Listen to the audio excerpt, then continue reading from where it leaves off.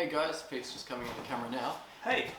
So yeah, you can see we're in a different venue, but it's still us and we're still going. We've been looking through 1 Corinthians. We started off with 1 Corinthians 1, dabbling in a bit of 2 and 3 and 4. But we wanted to look mainly in chapter 3 this time, and I just butted in on you. What do you want to say? Well, I was just going to say that, yeah, we had this vision, or Dan had this vision of sharing Corinthians with you guys. And we were going to start this video and actually be like, yeah, we're just going to cover an overview of 2, 3, and 4, chapter 2, 3, and 4. But we came across this little nugget that we just feel that we can't actually cover quickly. There's summary. No, there's so much in it. So we're looking in chapter 3 today. And 10 to 15. So 5 verses, but it's got quite a bit to it. I'll put the verses underneath. We're also going to read it out.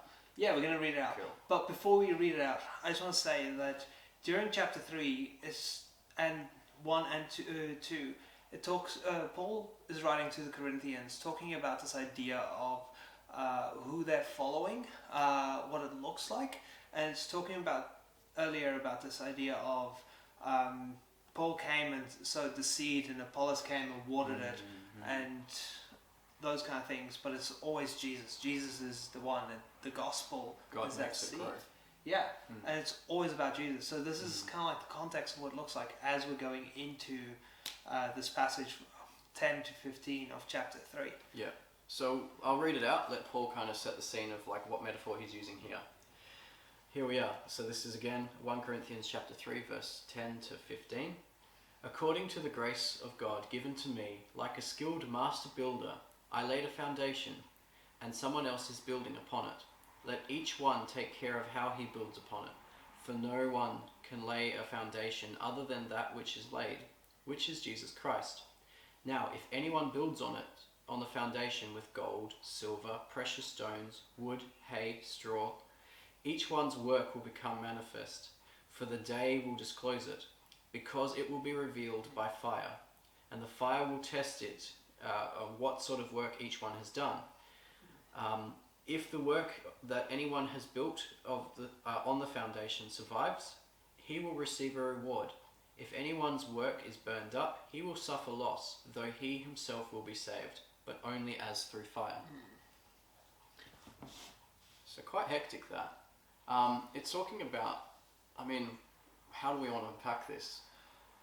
It's talking about like, there's something I do want to touch on is the gold, like building with gold and that kind of thing. Okay, so maybe we need to just explain what all the elements are. So we talked about this idea that Paul came and he shared the gospel with the Corinthians, and that seed that he shared is Jesus. Well, very similarly in that metaphor going on, he's talking about the foundation. Now Jesus is that foundation. He's the seed that he came to spread, but he is the foundation. And building on that foundation, as you might read in other passages of the New Testament, is a good thing. Yeah. So building... Even back in the Old Testament. Oh, yeah. Sorry. So building on that foundation is a good thing. Now he's talking about building on that foundation with gold and silver and precious stones and straw and hay. Those elements, I would say, is the work, is what we do as Christians to build on it. Yeah. Okay.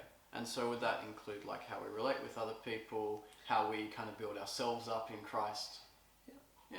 Okay. And I think it very much also relates to us sharing the gospel with other people, as well as what it looks like for us to live as a Christian. Yeah. So loving people around us. So say for example, like from my own experiences, like sharing with someone who was a young Christian, and trying to like encourage them to keep on with their faith and not to put too many stumbling blocks in their life. For me, I felt like that almost was built with just wood and straw, because it did burn and it did fall, and like there was a lot of loss for me there.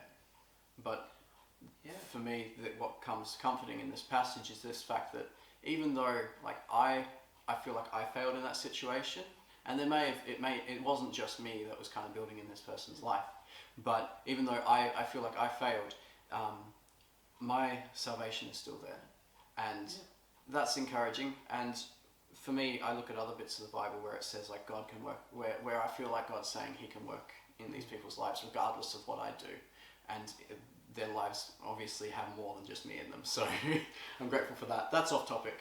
Oh, so I think that leads quite nicely into the other element we haven't defined yet. So we've defined the foundation as Jesus. We've defined the gold, the silver, the straw as the work that we do, building on top of that foundation. And then there's this talk of fire. Fire that will come in, that will burn things down. Yeah. And we haven't actually defined the fire yet. Yeah. Now the fire is twofold in this. It's the struggles that we face as Christians, day to day, that we're like, we're doing something and it just doesn't feel like we're getting anywhere. It just is wasted, it burns. And then there's the second part of the fire is actually this judgment that's still coming. Like everything that we build will be burned down and judged. But there's a great thing there, is the foundation doesn't burn. It's just the things that we build on it. Now that doesn't mean it's a bad thing, because it all depends on what you use to build. And I think this is why Paul wrote in gold, silver, precious stones, straw, wood, in those terms. Some of it burns and some of it doesn't. You can make the argument that gold will melt at a high enough level, but it is still there even after it melts.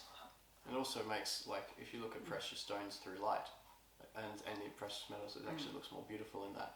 That's a tangent. That's not important. But it does talk, like, it is kind of how you build it, how you try and build those relationships. And again, that foundation is Christ. So that's never going to leave. Yeah. And your salvation is never going to go. And the work that's in other people.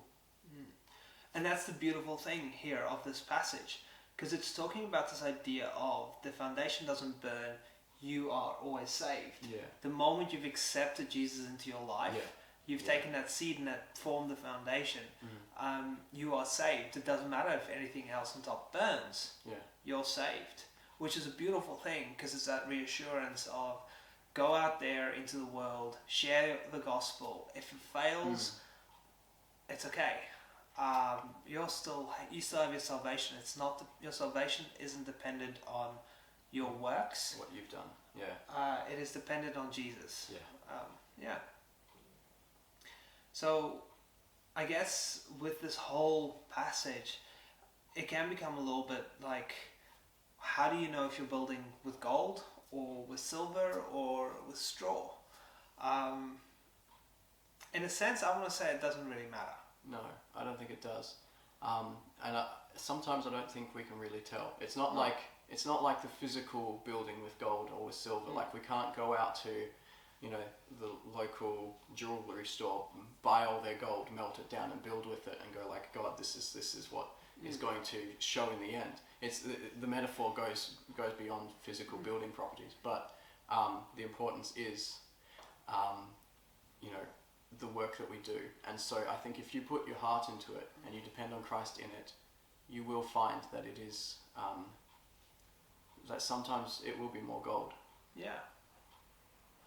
Well, I think this brings us to a point where I would like to wrap it up and just say that I want to encourage you guys out there to be reassured in your faith that with Jesus you are strong. Your salvation is secured. It doesn't matter if it's going to burn, because the foundation won't. Your salvation won't.